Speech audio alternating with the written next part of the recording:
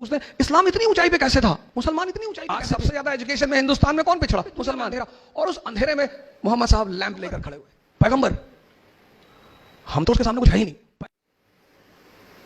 ये पहला मंत्र है सफलता का, पढ़ना नहीं है।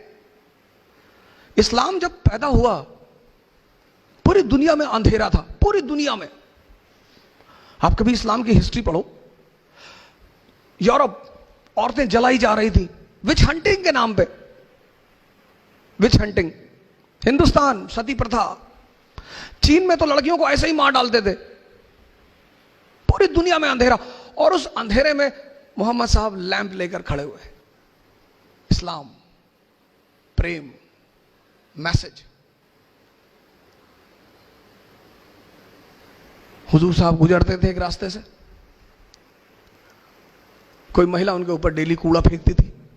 हमारे आपके ऊपर फेंक दे, हम तो गोली चला दे तुरंत कि मैं कूड़ा फेंकोगे, वो भी हम मतलब मैं, वाजीराम के टीचर, इतनी औकात तुम्हारी? पैगंबर, पैगंबर। हम तो उसके सामने कुछ है ही नहीं।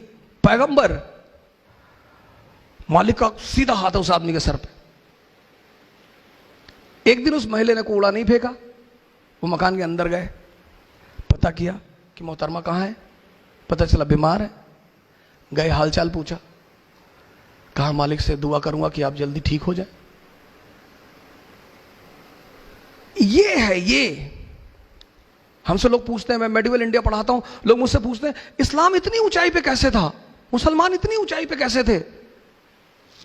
स्पेन से लेकर चाइना सी, कैस्पियन से लेकर हिंदुस्तान, पूरे इलाके में मुसलमानों का कब्जा। क्यों?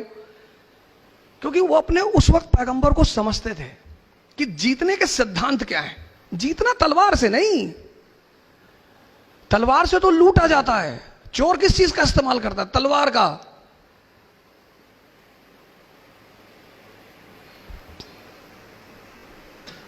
ये मैसेज है, मैसेज। इकरा शब्द फैजल साहब ने लिया कि सर हम तो अपनी इंस्टीट्यूट का नाम इकरा रखेंगे। मैंने कहा बिल्कुल। मैंने कहा, इन्होंने मुझसे पूछा कि हम इंस्टीट्यूट का नाम क्या रखें, हमने कहा इकरा रखो, बड़ा अंधेरा है दुनिया में। इकरा मतलब पढ़ो। आज सबसे ज्यादा एजुकेशन में हिंदुस्तान में कौन पिछड़ा? मुसलमान। पैगंबर हमारा कह रहा है, हमारा, वो हम सब के पैगंबर है, किसी खास विशेष के नहीं है। वो कहता पढ़ो, समझो। तैफ शहर का नाम सुना होगा, काफी लोग बैठे हो तैफ। वहां के लोग हुजूर साहब को पत्थर मारते थे, गाली देते थे। अब हमको कोई यहां गाली दे, और सैफिर यहां के कमिश्नर है, धौले साहब आईजी है, तो मैं तो जाके इनसे कहूंगा कि सब एनकाउंटर करवा दो, मरवा डालो इनको, ये हमको गाली दे रहे सब। जिब्राइल साहब ने हुजूर साहब से कहा कि कहो तो, तैफ शहर दो पहाड़ों के बीच में है, तो उन्होंने हुजूर साहब से कहा कि कहो तो दबा दूं। अरे बोले नहीं, जाने दो। ये लोग, ये जो मुझे पत्थर मार रहे हैं ना, किसी दिन यही हमारे पैरोकार होंगे। मैसेज। आप पढ़ते को स्ट्रेस लेकर पढ़ना है मुझे नहीं, समझना है।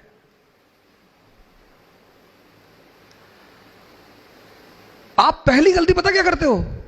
आप स्ट्रेस लेके काम करते। पढ़ना है, मैं नहीं कहता, आप किताबें इतनी प्यारी चीज है, इतनी, पर कब?